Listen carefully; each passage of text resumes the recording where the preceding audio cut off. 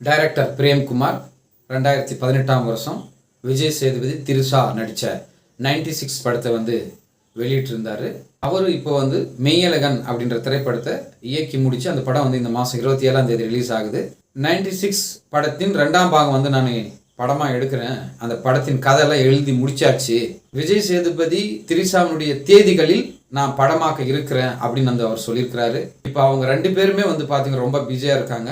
இவங்க 2 பேரும் டேட்டு கொடுத்தாங்கன்னா கண்டிப்பாக படம் எடுக்க வாய்ப்பு இருக்குது. 96 படத்தில் கடைசி காட்சியில் பார்த்தீங்கன்னா விஜய் சேதுபதி கேட்பாரு திரிஷாவே, நீ ரொம்ப நல்லா சந்தோஷமாக இருக்கிறியான்னு. ஏதோ ஒரு அளவுக்கு இருக்கிறேன் அப்படின்ற மாதிரி திரிஷா சொல்லுவாங்க. ஆனால் விஜய் சேதுபதி திருமணமே செய்யாத அப்படியே இருப்பார். அவங்க அந்த ரூமில் இருக்கும்போது 2 பேரும் ஒன்றும் சேர்ந்துருவாங்களா அப்படின்னு ஆடியன்ஸே அப்படி நினைக்க தோணும். அந்த சீனை பார்க்கும்போது ஒருவேளை திரிஷா அங்கிருந்து திரும்பி அங்கிருந்து கதையை ஸ்டார்ட் பண்ணுவாரா